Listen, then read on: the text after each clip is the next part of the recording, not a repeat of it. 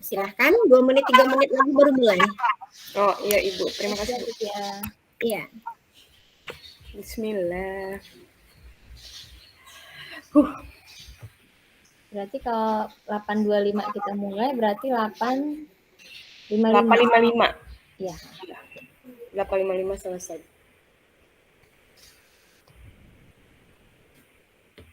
Nanti Ibu Tika yang lihat jam ya.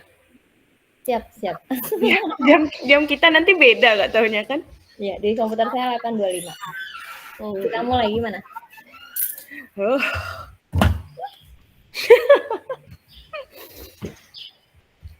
Teknik stop, tarik nafas. Tarik nafas.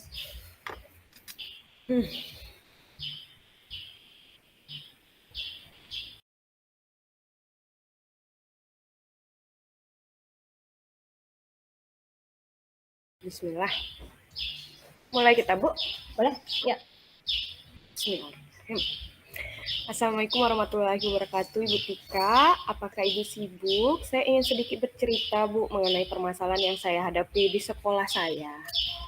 Waalaikumsalam warahmatullahi wabarakatuh, Bu. Tidak, Bu. Saya memiliki waktu luang. Ada apa? Sepertinya melihat wajah dan ekspresi Ibu sedang dalam masalah berhubungan dengan keluarga kah, sekolah kah, atau masalah apa, Bu? Bisa saya bantu? Masalah sekolah, Bu. Tapi sebelumnya maaf ya, Bu. Saya jadi mengganggu waktu Ibu. Saya hanya ingin menceritakan masalah yang saya hadapi di sekolah. Akhirnya saya mendapatkan solusi atas masalah itu. Nggak apa-apa, Bu. Dengan senang hati saya bisa bantu. Jika bisa saya bantu, akan saya bantu. Jika saya tidak bisa bantu, kita sama-sama cari solusinya. Ayo. Masya Allah. Terima kasih Ibu, bersyukur sekali saya mempunyai teman beda sekolah seperti Ibu. Begini Bu, saya ingin menceritakan masalah saya. Sebelumnya itu saya di sekolah itu mengajar kelas rendah, kelas 7, 8. Tahun ini saya dapat amanah yang lumayan besar menurut saya, karena saya mengajar kelas atas, kelas akhir, itu kelas 9. Nah, selama saya mengajar di kelas 7, 8, yang telat itu paling 1, 2, dan itu tuh dengan alasan yang masuk akal menurut saya dan urgen. Tetapi di kelas 9 ini, saya merasa kok banyak sekali anak yang telat. Sudah hampir 2 bulan ini mengajar, masih saja banyak anak yang telat. Begitu Bu, masalah yang secara garis besar yang saya hadapi. Kira-kira sampai saat ini menurut Ibu Oti apa penyebab anak-anak kelas 9 ini ya yang banyak telat ini, kira-kira apa Bu Oti? Sebenarnya seperti yang Ibu Tika tahu, sekolah saya itu kan basicnya pesantren. Jadi anak kelas 9 ini memiliki target hafalannya lebih banyak emang dari kelas-kelas lain. Karena di kelas akhir ini mereka harus wisuda tahfiz untuk kelulusan sebagai salah satu syarat kelulusan di sekolah. Jadi mereka itu emang ada jam tahfiz ba'da subuh. Biasanya itu hanya 30 menit murojaahnya, tetapi anak kelas 9 ini merasa sangat ketakutan dengan wisuda tahfiz ini, sehingga mereka menambah waktu murojaah sendiri di ba'da subuh, sehingga semua kegiatan paginya itu terlambat. Sampailah di jam saya, ketika di jam pertama itu mereka terlambat dengan alasan mereka lagi buru-buru mandinya, buru-buru makannya, buru-buru sholat duhanya. Jadi itu sih sepertinya alasan mereka secara garis besarnya. Oh iya, kalau saya dengar itu sebenarnya motivasinya bagus ya Bu Oti ya. Lalu kira-kira setelah Ibu Oti melihat masalahnya seperti itu, menyebabnya seperti itu, tanggapan Bu Oti gimana Bu Oti? Sebenarnya saya juga sedikit kan, kita kan kalau sudah mengenai masalah Quran, hadis, dan itu kan kayak, aduh, berdosa tidak ya saya jika menyuruh mereka untuk memanajemen waktu lebih dan memprioritaskan pelajaran saya. Di satu sisi itu, di sisi lain saya merasa, oh sepertinya mereka menganggap remeh pelajaran saya, ternyata mereka lebih mementingkan pelajaran tahfiznya. Jadi emang ada dua sisi yang sampai sekarang saya masih galau. Kalau saya biarkan mereka seperti itu, apakah saya dapat pahala dengan mereka menghafal lebih banyak, atau malah saya mendapat dosa karena saya ternyata tidak disiplin mengajar mereka. Mereka tidak mendapatkan hak mereka belajar 2 JP 2 kali 40 menit, berkurang dengan waktu terlambat mereka. Tetapi saya menanggapinya masih yang sekarang itu lebih ke, oke, mulai sekarang coba di manajemen waktunya ya, murojaah di waktu yang kosong, di waktu ketika kalian istirahat, atau di kelas seperti itu. Itu tanggapan saya, karena saya sendiri masih galau. Ini nih saya dosa tidak ya, karena ini menyangkut tentang hafalan, Bu. Jadi saya takut. Saya sepakat dengan Bu Oti yang mungkin mereka lebih harus memiliki manajemen waktu ya, karena beban yang mereka miliki lebih banyak itu ya, ada beban menghafalnya, untuk ujian tahfidznya, karena mereka harus menyelesaikan hafalannya kan. Nah, menurut Ibu Oti, untuk menghadapi permasalahan ini, kira-kira apa yang bisa Ibu Oti bantu untuk anak-anak tersebut agar mereka bisa memanajemen waktunya lebih baik lagi? Oke, sebenarnya yang bisa saya bantu adalah satu sisi saya tahu mereka penting untuk menghafal itu, tetapi saya lebih menekankan di sini di kedisiplinan. Jadi untuk masalah kedisiplinan itu, pertama saya selalu berusaha untuk menjadi teladan mereka dalam hal kedisiplinan. Saya datang bukan hanya tepat waktu, tetapi sebelum waktunya itu sudah datang. Terus bukan hanya disiplin ketika di awal pembelajaran, di akhir pembelajaran pun saya tepat waktu, tidak molor ataupun mengurangi jam. Pokoknya saya berusaha untuk disiplin. Kemudian di setiap pembelajaran saya 3 menit atau 2 menit, saya itu menceritakan manfaat disiplin mereka dengan berbagai macam. Bisa jadi saya sampaikan nanti jika kamu, karena anak-anak saya rata-rata cita-citanya kalau yang santriwan itu larinya ke abdi negara, polisi, TNI, dan selebihnya. Jadi saya sampaikan kalau pentingnya disiplin ini bukan hanya kalian dapat rasakan sekarang, tetapi nanti kalau sudah terbiasa disiplin. Itu sudah saya sampaikan. Sudah saya sampaikan hampir di setiap pembelajaran saya ketika saya ada waktu gitu. Bagus sekali, berarti di pembelajaran Bu Oti, Ibu sudah menyemangati mereka, Ibu sudah memberi motivasi lebih untuk mereka.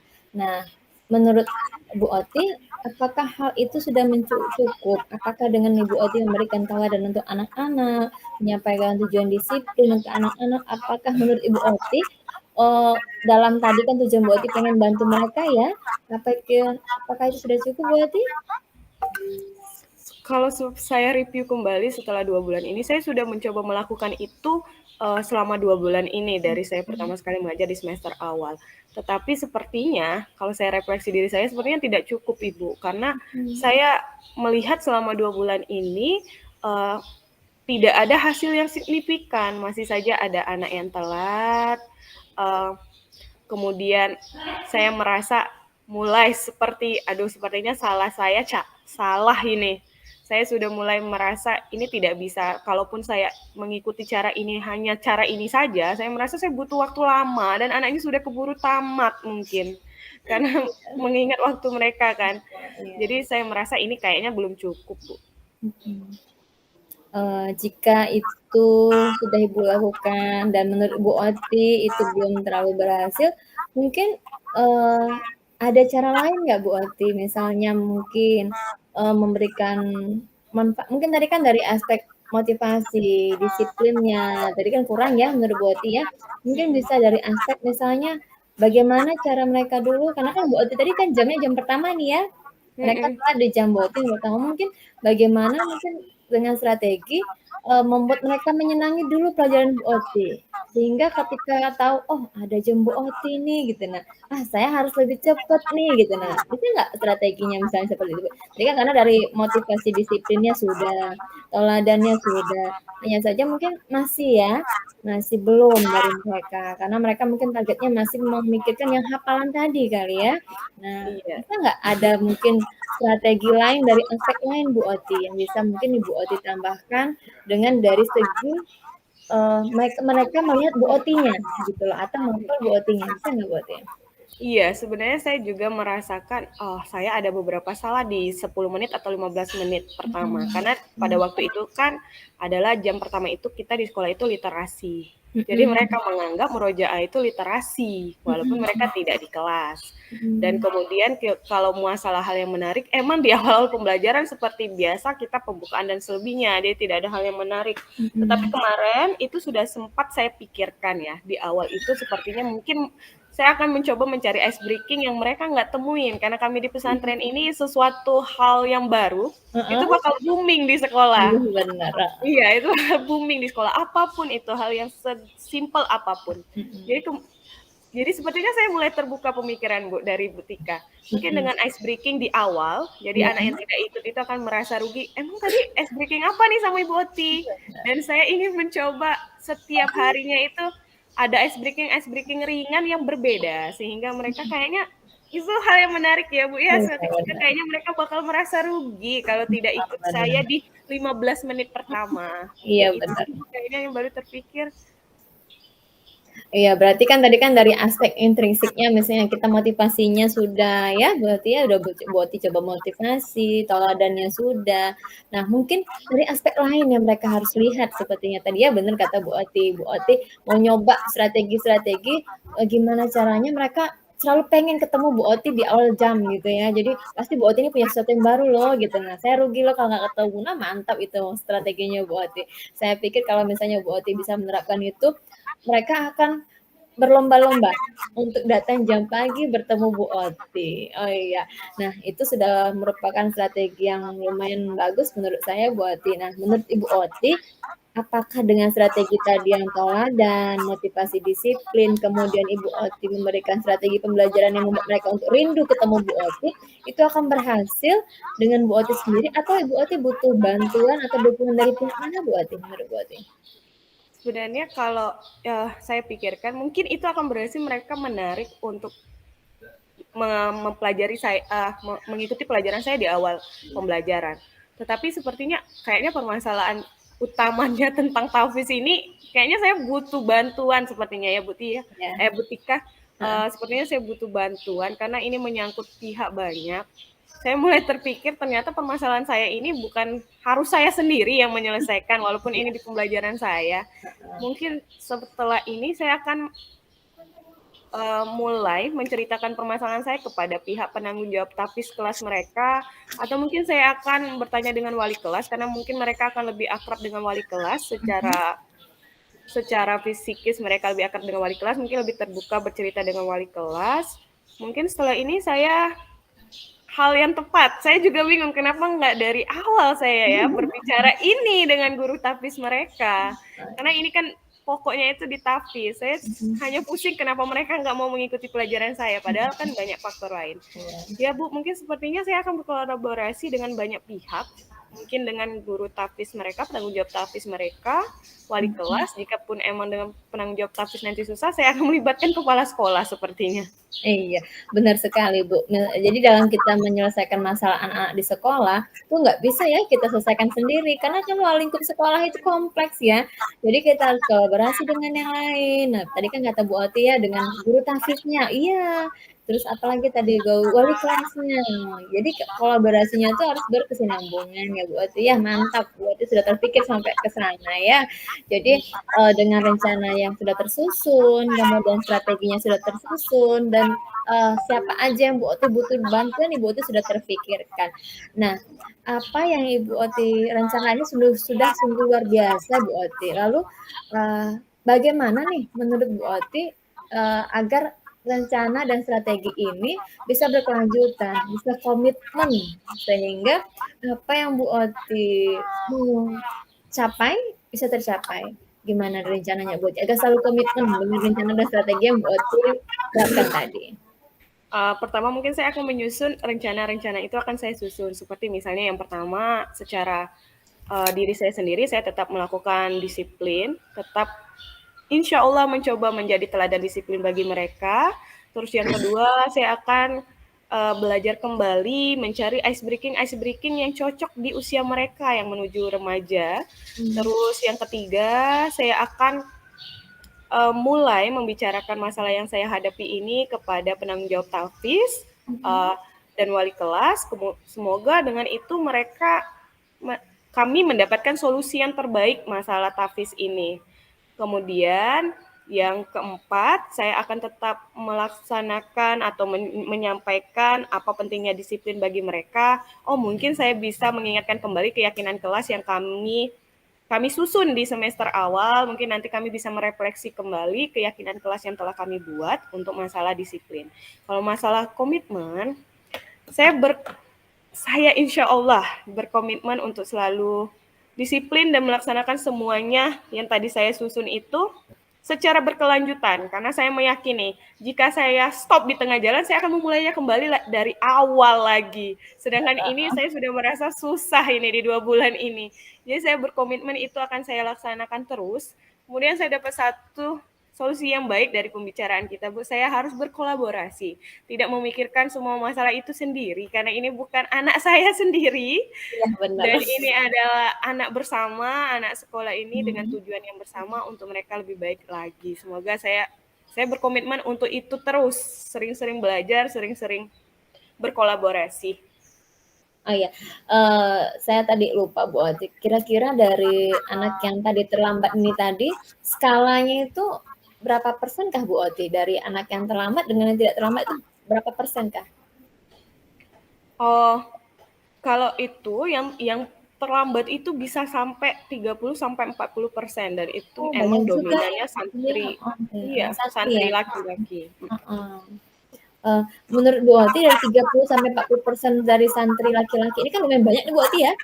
Ini ada prioritas utama nggak untuk Bu Oti, misalnya kan kemungkinan kan kalau kita klasikal sekaligus itu agak lebih berat ya Bu Oti ya. Mungkin ada nggak dari Bu Otinya prioritas? Oh, kayaknya saya yang ini dulu deh gitu. Atau mungkin kayaknya ini kalau saya restitusi duluan gitu kan, atau misalnya saya tanganin duluan, mungkin ke yang lain lebih cepat menular gitu. Nah, ada nggak prioritas-prioritas seperti itu dari Bu Oti untuk anak-anak yang tadi sudah termasuk dalam yang pengen Bu Oti selesaikan?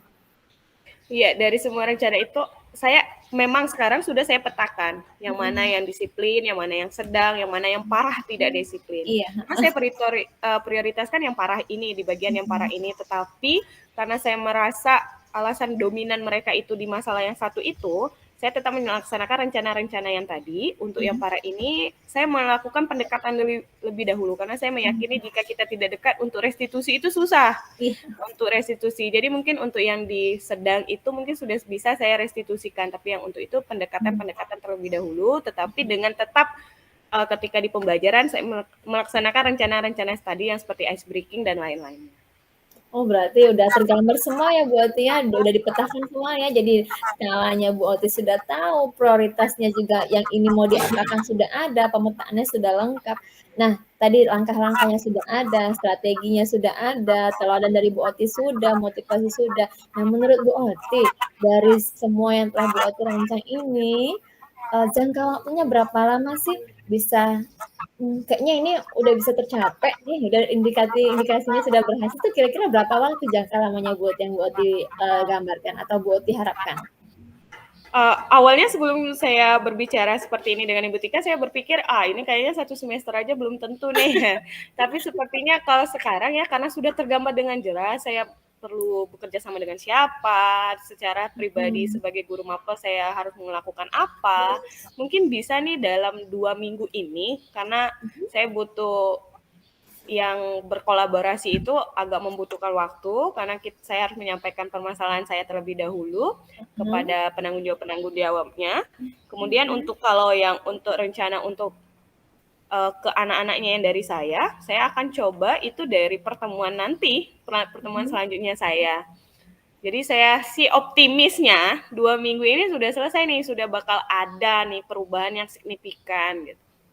Masya Allah, berarti kalaupun belum 40% tuntas atau 100% tuntas itu sudah ada optimis dari Bu Oti ya. Insya Allah anak-anak ini bisa menjadi anak-anak yang tidak terlambat lagi di jam Bu Oti ataupun di jam yang lain. Dan Bu Oti kalau bisa menerapkan semua yang tadi Bu Oti rancang, saya pikir Ibu Oti akan menjadi guru yang sangat dirindukan oleh anak-anaknya. Wah, keren sekali Bu Oti. Semoga nanti apa yang Bu Oti rancang, apa yang Bu Oti harapkan dan apa yang Bu Oti pikirkan ini bisa berhasil 100%. Saya sangat mendukung Bu Oti dan saya pikir Bu Oti bisa melakukan itu. Masya Allah, amin. Semoga sih Bu, walaupun saya juga membayangkannya tidak mungkin di minggu besok mereka langsung 100% disiplin, tetapi saya yakin lah yang dari tadi 30-40% sudah bakal berkurang jadi 20%. Mungkin di pertemuan ketiga karena sudah dapat bisikan dari temannya kami di jam pertama ngapain aja dengan dengan saya. Jadi mungkin mereka akan berkurang lagi 5%. Mungkin nanti sama seperti sampai akhirnya anak-anak saya itu sama seperti anak-anak saya ketika mereka kelas 7 dan 8. Iya, Mereka disiplin paling hanya 1 atau 2, itu pun karena hal yang emang tidak bisa mereka tinggalkan. Saya sih berharapnya seperti itu. Semoga Ya, seperti itu. Saya yakin Bu Oti dengan semangatnya Bu Oti, terus dengan kolaborasi yang Bu Oti rancang di sekolah dengan strategi, insya Allah berhasil. Oke, gimana rasanya Bu Oti? Amin Ibu. Amin, terima kasih Bu atas pencerahannya. Tadi sebelum ini dimulai saya merasa aduh ini kayaknya ini seperti guru ketika saya dulu ya kayak oh itu urusan mereka mau belajar mau enggak ya itulah kalau saya sudah buntu itu udah oke, terserah kalian. Tetapi ternyata setelah berbicara kayaknya saya menemukan banyak cara dan emang kita sebagai guru tidak boleh menyerah dengan keadaan mereka lagi-lagi. Jadi saya sangat berterima kasih atas waktu yang telah Ibu luangkan. Saya mendapatkan pencerahan yang begitu banyak. Benang kusut di kepala ini sudah mulai terstruktur kembali. Sudah paham saya apa yang harus saya lakukan, langkah-langkahnya sudah jelas. Ternyata saya harus bisa dengan bicara dengan Ibu, saya melihat masalah ini lebih luas lagi. Lebih luas lagi, ternyata memerlukan banyak pihak, masalahnya tidak hanya dari saya, dan segala macam. Mungkin saya sangat berterima kasih Bu dengan pembicaraan kita seperti ini. Ternyata dengan berbicara seperti ini dapat meringankan masalah ya. Iya benar Bu Oti, karena kalau masalah itu dipendam sendiri, nggak selesai. Kita pendam sendiri, mikir sendiri, ya sakit sendiri. Jadi kalau ada masalah itu kita berbagi ya Bu Oti ya, karena berbagi itu sangat indah dan enaknya itu kalau berbagi ya kita dapat mendapatkan solusi dari masalah yang tadinya kita pikir kayaknya buntu nih kayak gitu. Ya sudahlah, biarlah seperti itu saya ngajar-ngajar aja gitu kan. Biasanya gitu kalau sudah buntu ya Bu Oti ya. Iya, Tapi karena saya merasa dulu itu adalah masalah ini mungkin guru lain juga mengalami, tapi mereka nggak cerita, oh berarti saya juga nggak cerita nih. Mungkin gitu kan. Padahal kan yang ngajar di jam pertama banyak nih, bukan hanya saya seharusnya kan. Atau mungkin teman-teman saya di sekolah saya merasakan yang seperti saya, merasakan mumet sendiri. Oh ternyata seperti ini. Kita dengan bercerita tuh banyak yang bisa kita dapat dan mencari solusi. Oke, iya.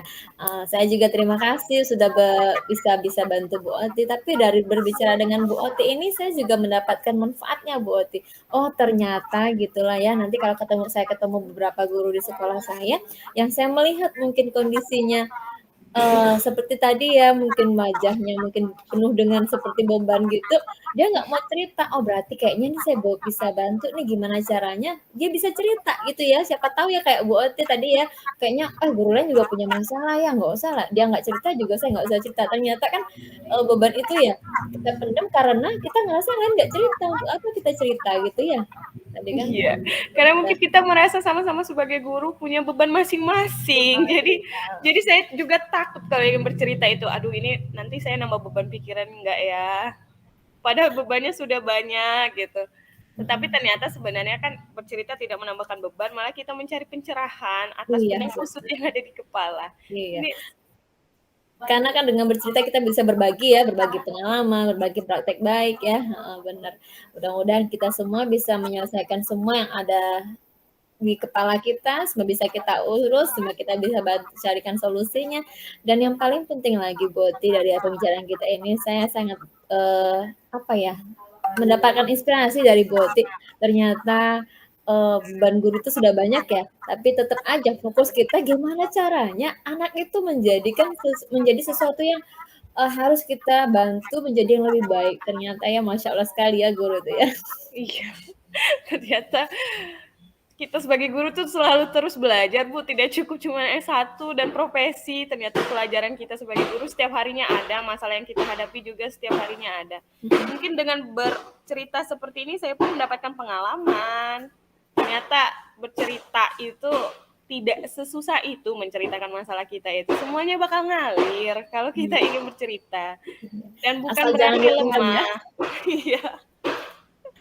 Mungkin itu sih, semoga lah dengan begini kan membiasakan berkolaborasi, bercerita kan salah satunya untuk berkolaborasi ini tujuan murid ini lagi-lagi bukan murid saya, murid bersama itu dapat tercapai untuk kepentingan mereka ke depannya. Oke, makasih Bu Oti atas cerita paginya pagi ini. Terima kasih Bu Oti atas praktik baiknya hari ini. Semoga bermanfaat juga untuk kita semua. Saya jujur, saya mendapatkan banyak pelajaran sekali dari Bu Oti pagi ini. Semoga yang Bu Oti rencanakan, apa yang Bu Oti susun bisa tercapai 100%. Semangat Bu Oti! Semangat. Sebenarnya saya yang harus berterima kasih Bu sudah membantu memberikan cahaya dari kusutnya masalah saya, gelapnya masalah saya. Saya juga berterima kasih banyak dengan Ibu sedikit lebih tenang. Ternyata dengan lebih tenang sudah bisa saya membuat strategi secara terstruktur. Selama ini saya hanya berpikir apa iya. Mungkin dengan berbicara dengan Ibu, oh ternyata saya mendapatkan support. Secara langsung saya dapat support dan mendapatkan semangat nih dan motivasi kalau ternyata saya bisa dan ini semua bisa diatasi secara perlahan. Saya yang terima kasih sekali Ibu, waktu Ibu sudah tersita dengan mendengarkan masalah saya terima kasih, semoga kedepannya saya bisa menjadi guru yang lebih baik lagi dan lebih tenang seperti yang Ibu. Insya Allah. Amin ya Allah, amin ya Rabbal alamin. Oke. Udah lebih tenang buat ya? Alhamdulillah Ibu lebih tenang. Sudah mulai nih berpikir nih. Okay. Cari mana nih ice breaking nanti. Sudah mulai berpikir. Oke.